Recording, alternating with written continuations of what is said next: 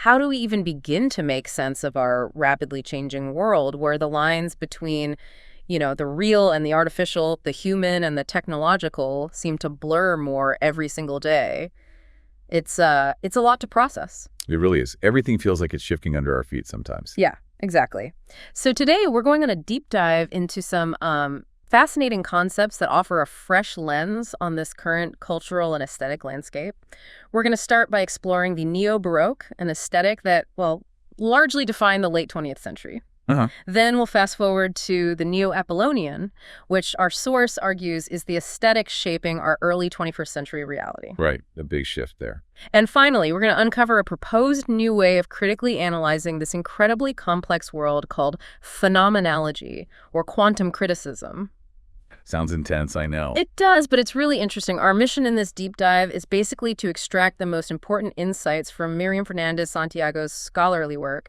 She offers this fresh, critical proposal for what she calls the posthuman era. We want to help you, our listener, see the underlying patterns in all this seemingly chaotic information and understand why these shifts actually matter for how we perceive and interact with reality. Sort of like a guide to the hidden currents shaping things. Exactly. Think of it as a shortcut to being, truly well-informed about what's going on beneath the surface. Okay, let's unpack this first concept then, the Neo-Baroque.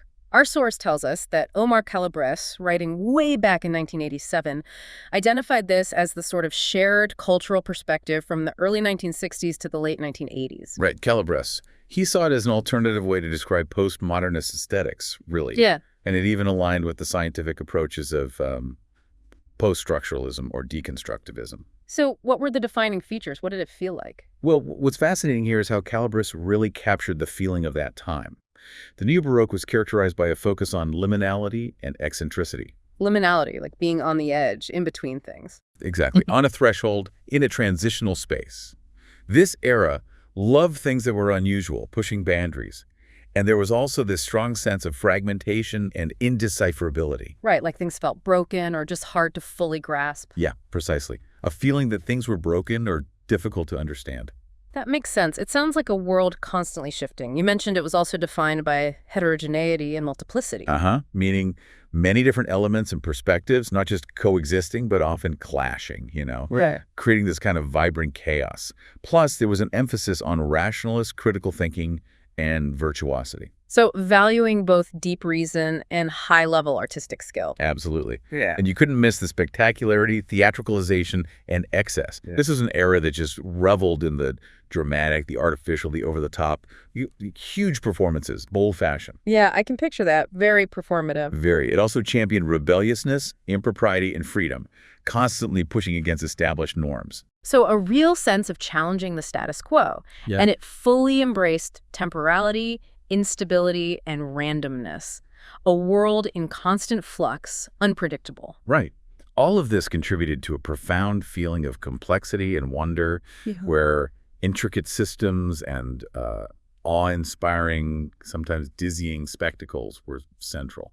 So if the Neo-Baroque was this roller coaster of rebellion and spectacle, always pushing boundaries, reveling in chaos, the core feeling is maybe thrilling, sometimes unsettling unpredictability, all fueled by challenging every norm. That's a good way to put it. And Calabres keenly observed that this Neo-Baroque aesthetic was deeply intertwined with the rise of mass communication, especially television. Oh, right, TV's influence. Yeah, it was shaping how people saw the world, definitely. But here's where it gets really interesting. By the 1990s, Calabres was already noticing that the Neo-Baroque, or NB as we can call it for short, was becoming a worn-out model.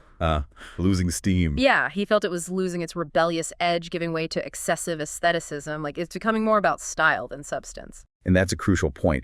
You contrast this with Angela Dalianis' 2004 claim about the stabilization of the Neo-Baroque, where she linked it to the merging of humans and digital technologies. Okay.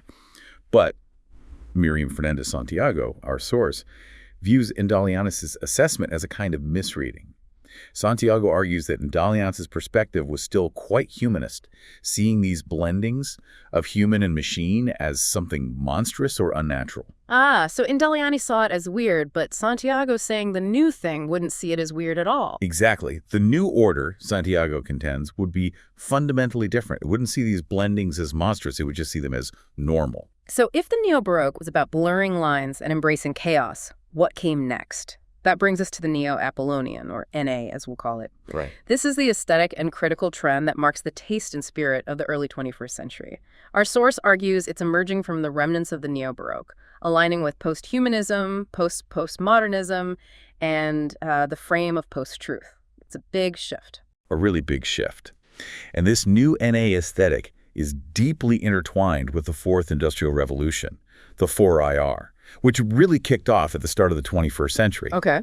The 4IR, from a posthumanist perspective, emphasizes the intense interconnectedness and continuity between our digital technologies and our human biological selves. It introduces this concept of anything to anything, or A2A interconnectedness, which fundamentally challenges the traditional idea of humans being at the center of everything. What's fascinating here is how this Neo-Apollonian aesthetic primarily works through synthesis. Is that right? Exactly. Its core characteristic is being synthetic. It's not just about combining different things. It's about actively resolving antithetical arguments and artificially combining disparate materials to create a new, often smoothed-over whole. So smoothing things out, making them seem less contradictory. Kind of. That liminal space we talked about in the NB, that in-between boundary, now it becomes central to the NA. Ugh. But often former differences turn into what the source calls entropic sameness. Entropic sameness. Sounds a bit bleak, like flattening things out. Yeah, instead of distinct, vibrant differences, things get flattened into a sort of uniform, predictable blandness.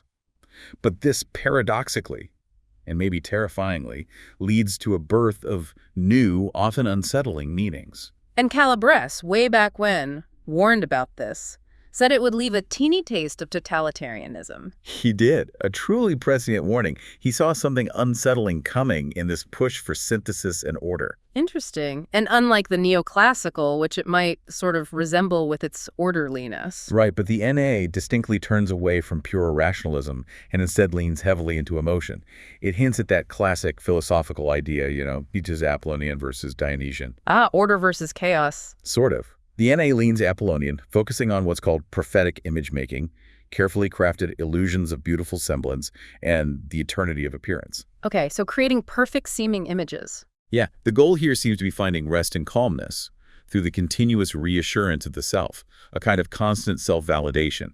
This includes a hardening of literalized metaphors for security. Taking things literally for comfort. Right, creating firm rules and a herd morality of a hermeneutics of trust. Essentially, it's about interpreting things based on a shared, often unquestioning belief system that prioritizes perceived security and group cohesion over, say, critical questioning. Okay, so what does this all mean for us, out in the world? Let's look at the Neo-Apollonian in action. Good idea. Our sources highlight how digital technologies, with their 247 global communication, stand at a bifurcation point, a branching point, where the NA synthesizes directly from the NB. And algorithms play a big role here. Huge. Through powerful feedback loops, they constantly reinforce opinions, leading to increasingly polarized differences. We see echo chambers forming. Yeah, definitely see that. And this ideological polarization first visibly emerged, according to the source, with phenomena like religious fundamentalism. Roger Rosenblatt famously suggested it ended irony on 9/11. Wow, okay. We also see it in the rise of populist nationalisms. The source mentions examples like Trump's presidency, Brexit, Golden Dawn in Greece, Le Pen's national rally in France, and Alternative for Germany. So different places, similar patterns. Right, all presented here as forms of this fundamentalist or polarized thinking that thrives on simple answers and clear us versus them divisions. And beyond politics, the Neo-Apollonian shapes new sociopolitical and ecological orders, too. Absolutely.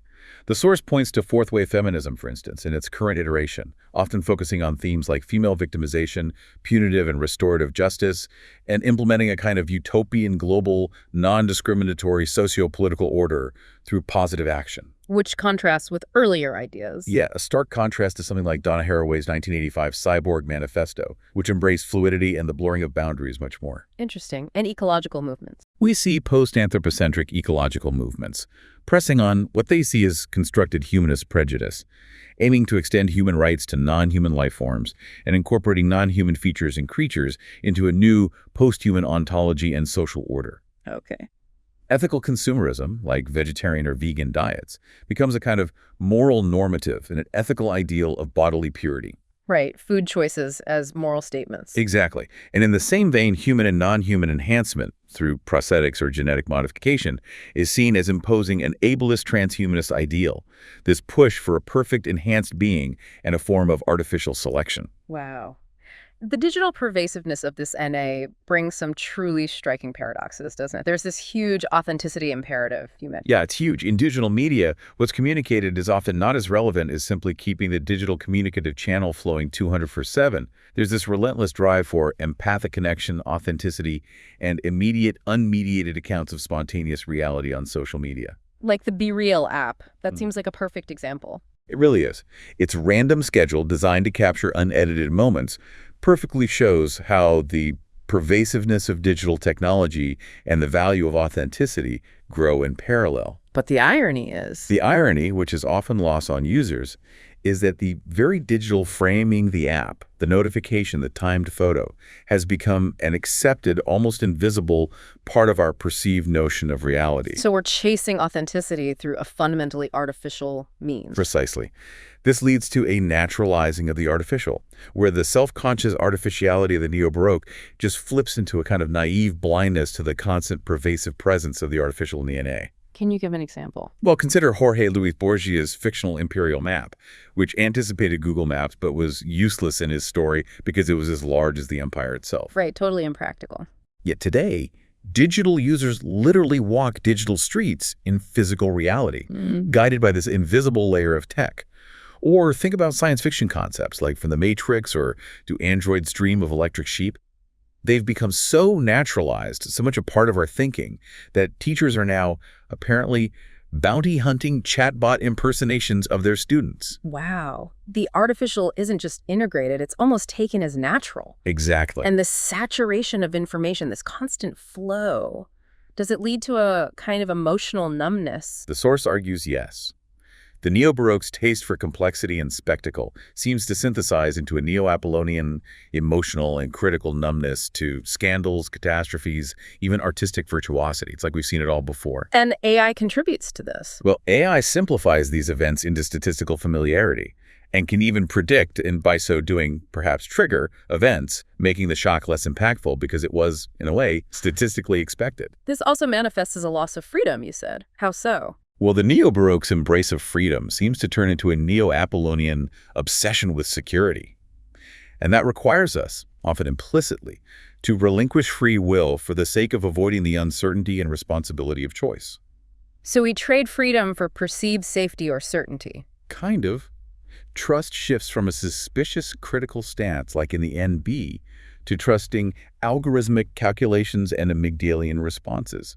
We trust the data. We trust our gut, fear-based reactions. And we move away from scientific expertise. The NA seems to embrace mythical narratives or personal opinions that are welcome as true because they feel so. The source gives examples like belief in the flatness of the earth, or pseudoscientific medical discourses around vaccines or autism, and the rise of autofiction and auto-theory, where personal narrative gets blurred with objective fact. So even the very boundaries of what it means to be human start to blur. Yeah, it seems so. Fundamentalist theocentrism, or even animist, pantheist, or mystical beliefs are decentering humanity, often aligning with ecological, feminist, and neoliberal discourses. And there's an irony there. A deep irony. There's this desire to merge with non-humanity to be less artificial, which paradoxically involves imposing anthropomorphisms on animals, making animals more human-like. Think of concepts like pet parents or Haraway's idea of nature cultures. We try to escape the human by making the non-human more like us. Aesthetically, what are the shifts? Well, neo-Baroque, critical distance, and, suspending judgment. That seems to yield to a Neo-Apollonian certainty that discards error as a marginal statistic. It's less about finding truth, maybe, and more about being right. Being right versus being true. Interesting distinction. And where the Neo-Baroque embraced artistic virtuosity and endless variation, the Neo-Apollonian gives us virtual repetition of differences responding to the same post-human Vitruvian pattern arrangement. Like digital filters making everyone look similar. Exactly like that, normalizing ideals across countless faces.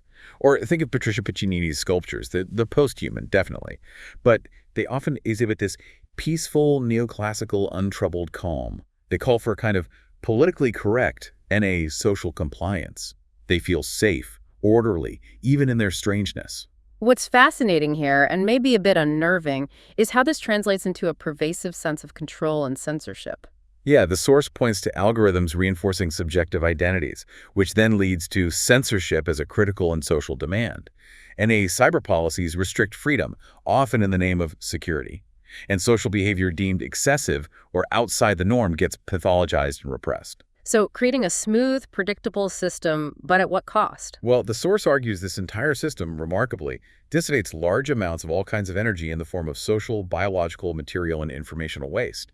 There's a huge inefficiency built in. And how does it view human ethical demands? The NA's post-anthropocentrism primarily focuses on animal rights, often addressing human ethical demands, mostly when they intersect with environmental issues.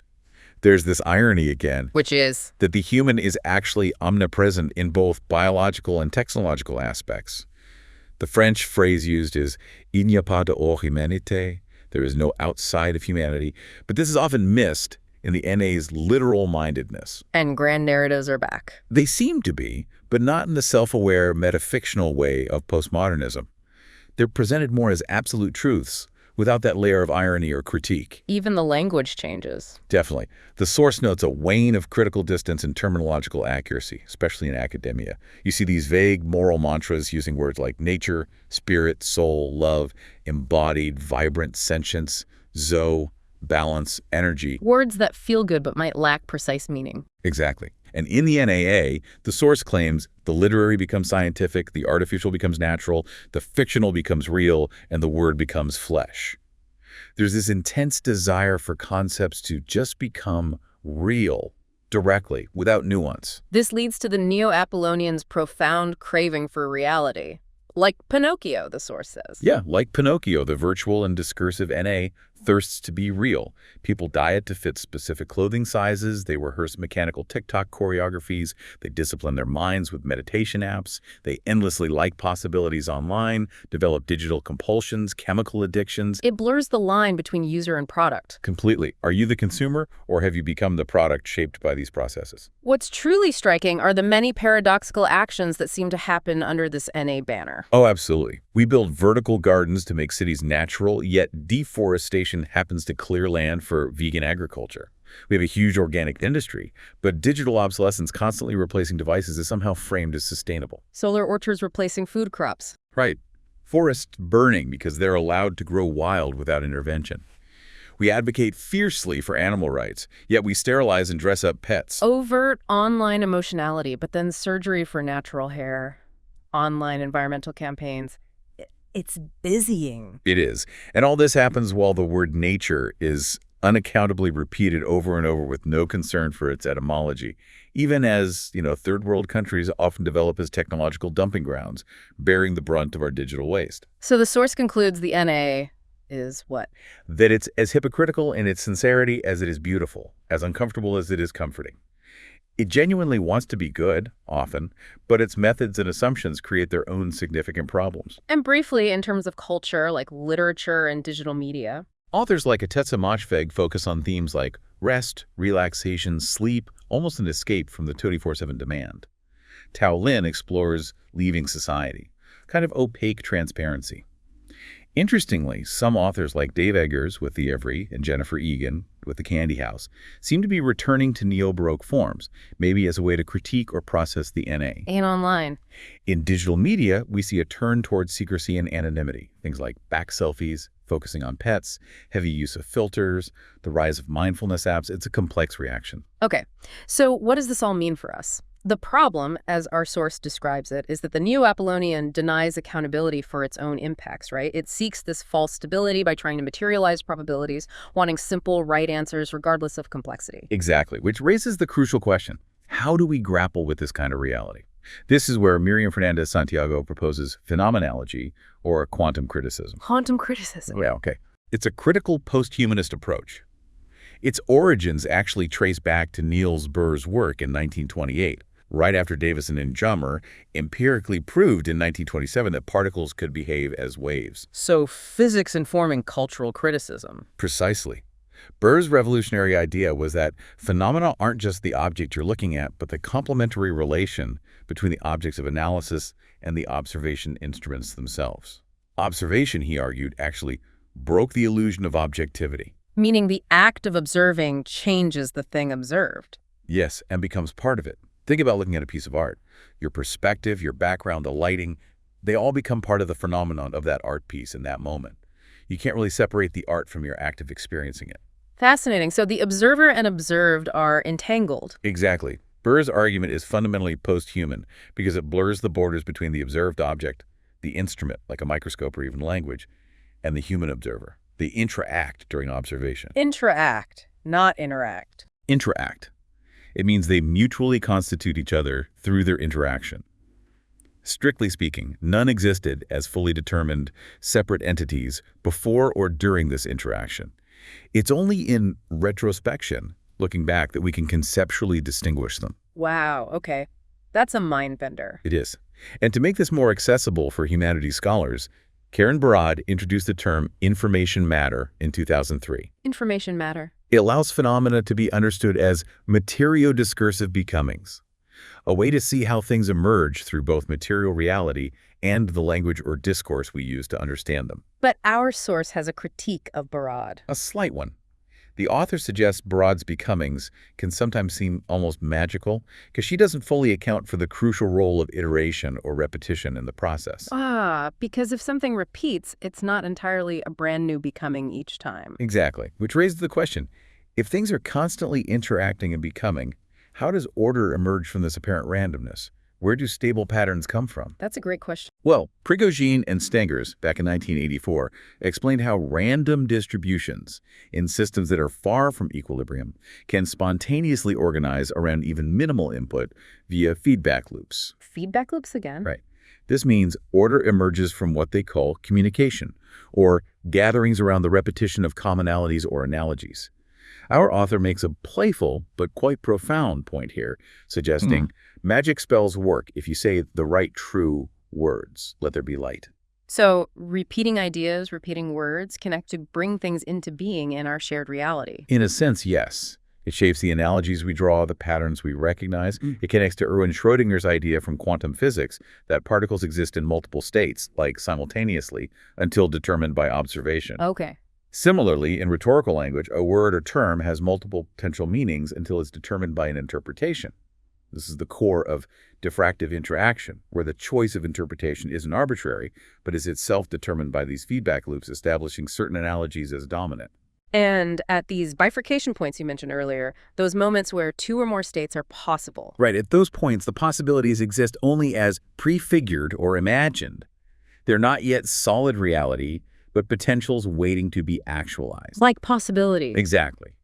Our source refers to Sir Philip Sidney's old idea of poetry, as a representation of what may be, what's possible, not just what is. This concept gets extended to basically all representations after deconstructivism. Material representations, images, text, technologies make these imagined possibilities particularly present by determining analogies, by shaping how we see connections and what seems plausible or real. This brings us to the core of phenomenology then, accountability. Yes, this is the absolutely crucial distinction. Since our choice in observing or interpreting is responsive, it's part of shaping reality, then those choices can and must be accounted for as gatherings determined by analogy. So we're responsible for the patterns we reinforce. In essence, yes.